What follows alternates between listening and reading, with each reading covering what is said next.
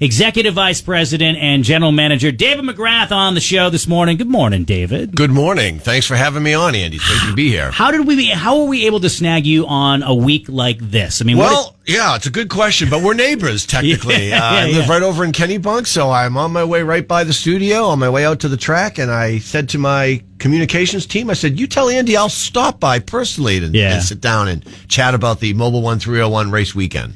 And thank you for doing that. It's a weekend that I'm so excited that NASCAR and New Hampshire Motor Speedway have a playoff race this weekend after watching Bristol and everything that went on with that, to see one of the favorites the guy basically owns New Hampshire Motor Speedway, Christopher Bell, on a hot streak. He's coming in, but he's going to have a lot of people trying to take his crown away this Sunday.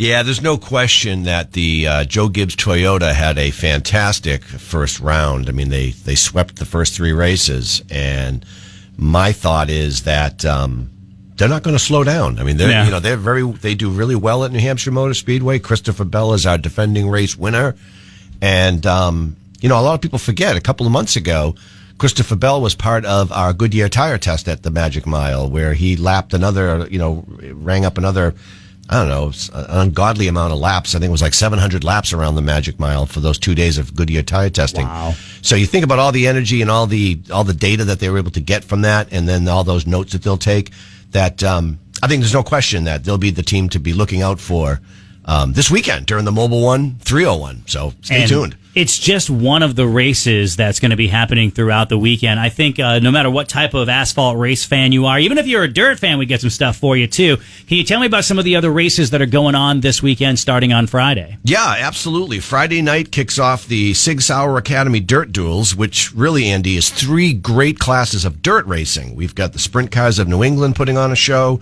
Granite State Micro Sprints, and the Extreme Dirt Midget Association. And I got to tell you, we've been doing this now for a few years. We built this little quarter-mile bull ring of a dirt track down at the south end of our property. And every year, that thing just becomes bigger and bigger, and more fans attend. And I'm telling you, dirt track fans are unique. They love their sport, and they always tell me that asphalt's only good to get to the dirt track. That's such a mean thing to say. That's kind of what they tell me. Yeah, no. But it's great. We can't wait to get that started on Friday night. When you go to work today at New Hampshire Motor Speedway, David McGrath's my guest here, the Executive Vice President and General Manager of New Hampshire Motor Speedway. When you get to work today, how many campers are you going to see already there? I think yesterday's estimate came in at about 1,100, so I don't know how many more arrived when I left the track last night. But I'm going to guess about 1,500 to almost 1,700 will be there today, and we're working towards our goal. We've sold over 4,000 camping sites, so there are going to be a lot of campers there. And I got to tell you, these guys and gals, they are hardcore. I mean, some of them have been camped out. I was there at 7 a.m. on Saturday last week, and when we opened up those gates at 8 a.m., there were hundreds of campers waiting to right off 106 to get into the property, and they will stay the entire. They didn't go anywhere, right?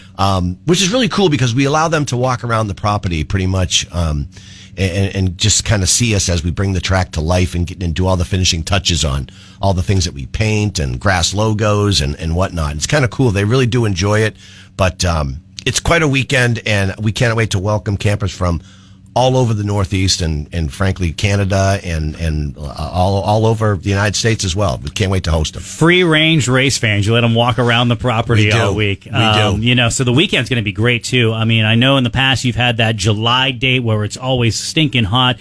It's always a blast, but it's something to have your race in September. I think really, really helps out people who are going to be there all weekend, whether they're there all week. I mean, you have some great weather ahead this weekend. Yeah, we always joke that Mother Nature can be one of your best or worst salespersons, right? I mean, depending on the forecast. And when you saw the forecast this week, I mean, shaping up as even as early as last Sunday, we knew that this weekend was going to be absolutely spectacular. And there is nothing like being in New England in the fall as the leaves start to turn, and certainly New Hampshire Motor Speedway and the Loudon area is just a magical place. And it's actually kind of funny when you drive up to the Speedway. It's kind of in the middle of the woods, right off Route 106. It's not what you expect to see a major national series NASCAR track, but there it is. But the weather forecast is great, and I would tell all those listening that there is no hesitation. We know what's going to happen. It's going to be a fantastic day of racing, and I think the high of like 72 and sunny, and it's just a great time and cool nights. So it's a great place to camp, hang out, and watch some great racing. Again, as you mentioned a minute ago, three great days of racing all weekend long, with Friday night and Saturday, and then of course on Sunday with the Mobil 1301. You know, David, you mentioned the camping aspect, and we talked about the communal community, really, that, are those people over the course of the week or 3 days or whatever. It's not like when the racing stops in the afternoon, the activities are done, because you have some great live entertainment lined up throughout the weekend, too, some amazing bands.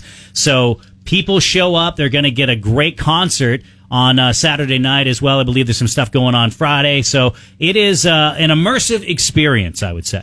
Yeah, what I always tell folks, Andy, is that it's one of the best values in all of professional sports, going to a NASCAR race. And certainly Speedway Motorsports is a world-class leader in, we work for the fans and creating great fan experiences that we want you to come back year in and year out. As we say, it's about family, friends, and fun. But yeah, you buy a race ticket, you get, as part of that race ticket, a concert. Saturday night, we've got the Draw the Line band, which is a tribute band to Aerosmith. And I've never seen them personally, I have. And I hear they're wonderful. Wonderful. Yeah. Absolutely great. And that's all part of your race ticket. Mm-hmm. The entire fan zone is a big, high-energy place for fans to go and experience, talk to Toyota. There'll be the Groove tent in there, where we're hosting the Magic Mile Happy Hour on Saturday night with Kurt Busch and Ricky Craven, the retired NASCAR driver from Newry, Maine, will be there. I mean, it's just going to be a lot of fun. We've got the RFK drivers will be there, Brad and Ryan, and so it's just going to be an unbelievable experience. And then, of course, Tim Duggar will have another concert on Sunday morning from the Magic Mile Entertainment stage. So all of that is part of your ticket, and NHMS.com is where everybody goes to get all the ticketing information and all the questions that you may have about what you can experience and do during the entire weekend. But it's just going to, I always joke that I think people are going to need a couple of days off when they get home just to rest up from all the fun they're going to have. A vacation from the vacation. Yeah, right, from all the racing at New Hampshire Motor Speedway. David McGrath, he's the Executive Vice President of New Hampshire Motor Speedway and General Manager. I have one more question. On Sunday, when they have the Mobil 1301, and the winner is in your victory lane with that giant lobster. Do you have the lobster for this year, and where does that thing come from? Yeah. Rumor has it Loudon is close. He comes from our friends down the street at McGrath Steakhouse and Seafood, right down the street on 106 in Loudon. And the word as of yesterday was that he's around. I think they said he's a 20-pounder this year, which is a little smaller than usual. But still 20 pounds. That will scare Denny Hamlin if he wins. That will freak out Denny Hamlin. Loudon is kind of iconic. I mean, certainly we understand that the how important the fisheries are to New England, certainly to the great state of Maine. To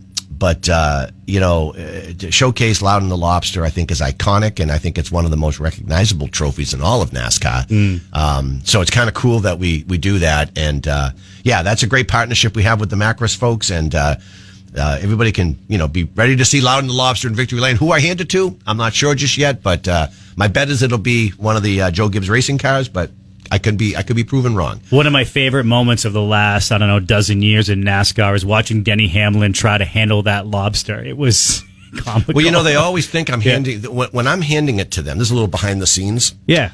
And Denny is the classic example of this. They kind of get the ugly side of the lobster, right? They get all the little legs reaching out for them. And they think I'm handing it to them backwards. But I'm like, no, I'm handing it to you the correct way, because the photographers, I need the shot from the front, if you will. That's the money shot.